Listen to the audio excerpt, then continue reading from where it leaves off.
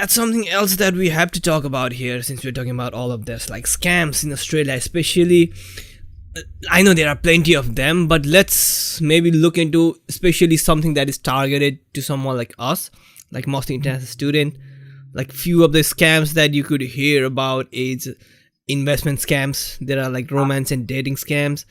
Also the payment redirection that you also talked about like few time ago. It's like, how do these things work? Or let's go like specific. Like there was a scam that I remember, the gift card scam, where they basically would call you.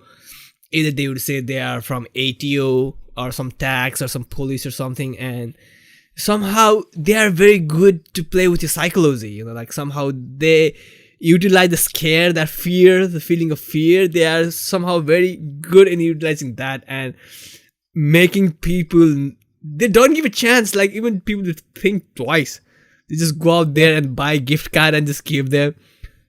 How much do you know about that, and what is it actually? How do they work, and how can we actually prevent scams like that? So basically, yes, it's a really funny thing. Do you know one of the main reason why I always tell human is the weakest link? I said I hack our customers, humans, and as well, and all these things. And when I said human are the weakest link, it's because we are. And I was actually watching a few of the talks and then reading a few of the books, blogs in biological, like how exactly our human behaviors are influenced, how exactly behavior work.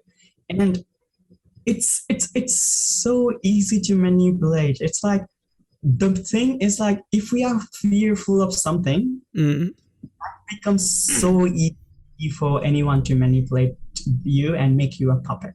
Now, in terms of ATO, in terms of coming out of police, when they give you a call mentioning, hey, I'm from police, you have this sort of cases in your name, and you gotta pay like 6,000 or 10,000. They're gonna give you a bulk number. Now that's where the thing starts. First thing they would say, they are from police. Now you're gonna start like, holy shit, what did I do? I don't know what I did. Maybe is it because we tend to break something, or we tend to think way too much, and we must be something I've done. I don't know what I did. Now I'm gonna be in trouble. Now that's the fear that they initially started when they mentioned I'm from police or Australian tax office or anything. And when it starts, then it comes another part that's going to influence them even more. They're gonna say, hey, you've got a 15,000 fine or $10,000 fine and jail. Now come for the international student, $10,000 is a very big amount, man. Not just big, it's a very, very big amount, right? It takes months and months to save that much of money from a lot of students. And when they tell you they are from police, they've got fine of over $10,000, and you're gonna be also in jail. Now they would think, what if I go to jail? Whatever my mom and dad did, it's all went in vain. I'll be a really bad son or daughter. One after another. And I start thinking you start thinking like a lot of these kind of stuff, and they make use of it. They would be like, now you would try to say, what did I do? What should I do? How exactly can I do? And since you are not able to think what exactly to do, you will not be able to think rationally at that point of time. They're going to give you the option now. Okay, don't panic. We've got option for you. Since I'm good enough, Kai, buy me $2,000 gift card. I'm going to make sure that this does not happen, so that you won't need to pay fine. I'm going to let it sleep around the stuff. I'm going to make the paperwork work in such a way that you won't need to worry about it. This is what it's going to take. This is not my charge, not for me. It's going to need for the department, so that we can work in favor of you. We can work with lawyers or whatever in favor of you. Now you'll be like, okay, now you're going to start comparing 15,000 plus jail versus 2,000. I think 2,000 is something I can do. Even though it's going to take me 2 more months to save, still it's fine. I'm not going to be in jail. I'm not going to lose my 10 months of saving or 6 months of saving. I'm only going to lose a small amount. I think that's the rational behavior. And then they're just going to go and do it. Now that's how exactly, right? The fear they initially built, because we always feared of police, right? It just means whenever they give a call, we always feel like maybe we did something wrong. That fear they start to bulk it up with the huge fines and huge jail time that's going to affect you in your society. For you, it's going to affect your parents. Now that's all your relations that you have. You're gonna see that it's all of them going to be affected. Now that's how they start building all these kind of things, and then give you such an easier option that still is not easier, but still looks easier option at that point of time, because you're not able to think rationally. Exactly.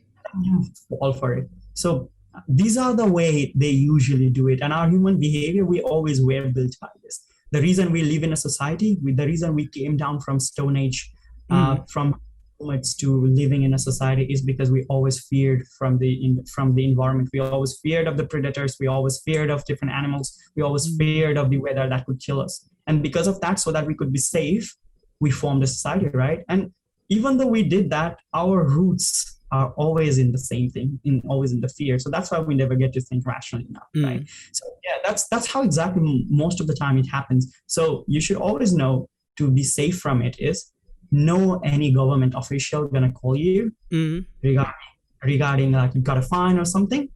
If they call you, even if they call you, don't do anything at that point of time. Leave it as is. They must send you some sort of letters if you have fine. Exactly. Right? There should be an email. Always get an official letter. The Australian government has every details on you, including where you live. So they would always send you letters or an email, whatever, not just phone call. And the second thing is, nobody is going to ask you to pay in gift cards or transfer into the bank account they mention. Always, they would, if it is a legitimate party, they're always going to tell you, go to the government's website and pay the fine from there. You would get some reference numbers or whatever, and you pay the fine from there. You get those details. That is legitimate.